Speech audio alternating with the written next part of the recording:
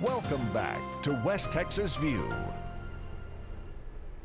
Dr. Brownbill has been giving us some really interesting information about his research with placentas and fetus in pregnant women and what's happening to the baby and how medicines particularly are going to affect the placenta and the fetus. And so you're here to share your research with Texas Tech University Health Science Center and to share what they're doing.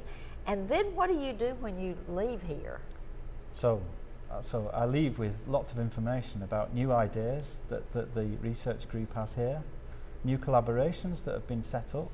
And a whole new network. And a whole new network of people for the future, which keeps the research moving forward in the areas that really matter today in health.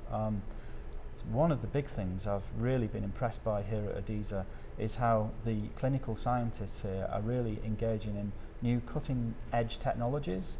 And this would be the help in the future of understanding the data that we get from our experimentation. Well, do you feel like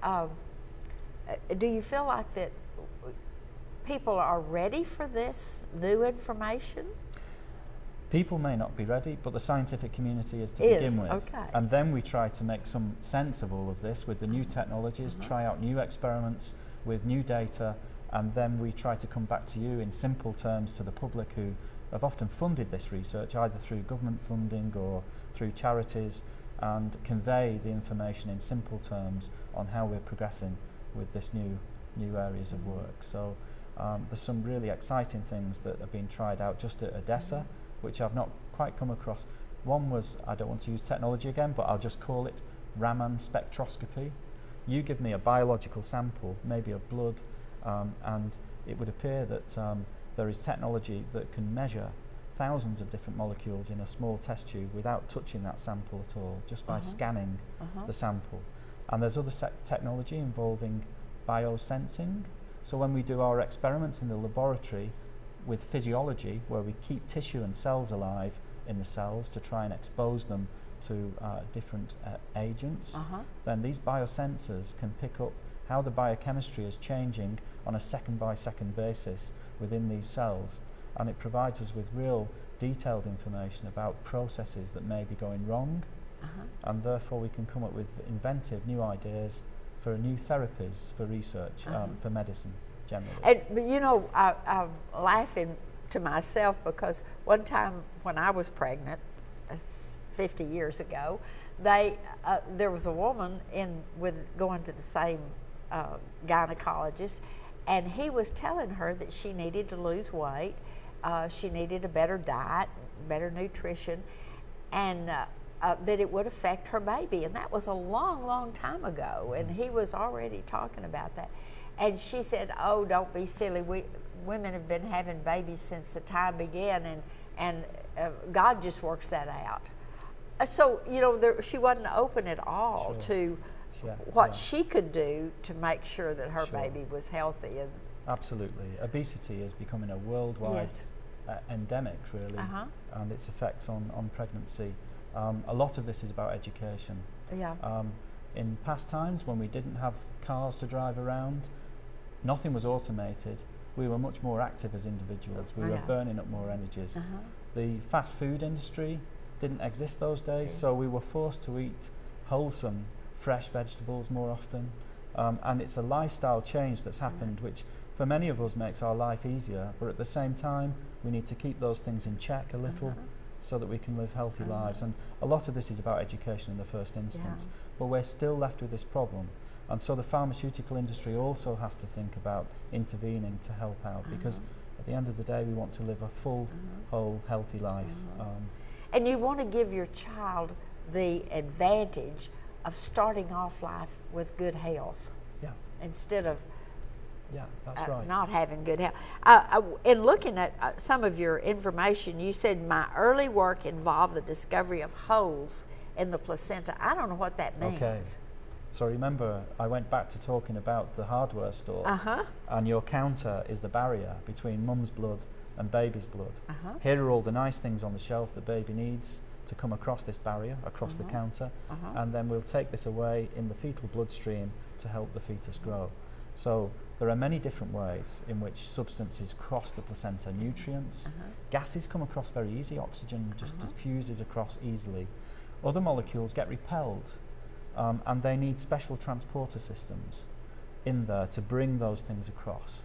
So things that build proteins in the baby's body are called amino acids, and they have very energy dependent transporting systems, almost like a retrieval system across the counter. Other things cross just by diffusing between cells. So we have the cells forming the barrier, but we have these small pores. But actually what I found was that 7% of the barrier moves altogether, almost as if I've come with a chainsaw and gone through this counter to allow things to come through. And this is a process of breakage and repair, breakage and repair. But during the time that these breaks are open, it's also very important for some molecules to pass through this way. So it's an orchestrated process again. And these holes in the placenta, they're not there forever, they do repair. But they exist in every single placenta throughout the whole of gestation.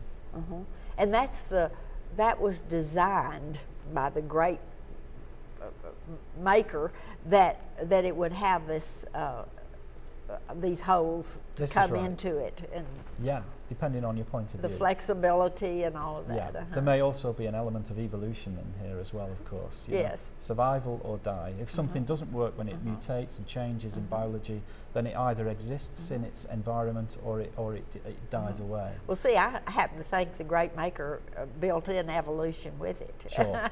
And that's a perfectly acceptable kind of point of view that many people hold, yeah. Well, then the other things that you're looking at as you're studying these things is, why is the baby growing too slowly in the womb or too fast? And so you're looking at how things are crossing this barrier. We're looking partly at that. That's not my direct area of study now.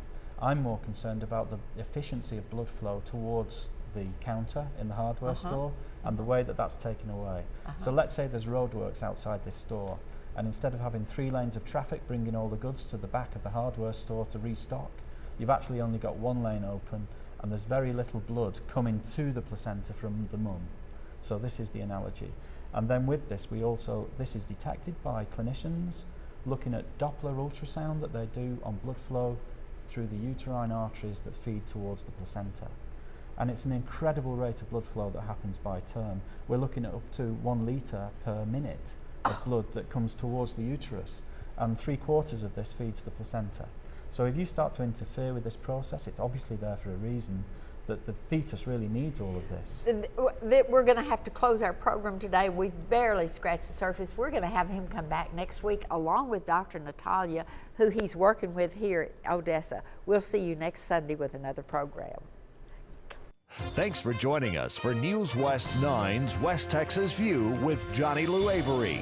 This has been a public affairs presentation of KWAB-TV and KWES-TV.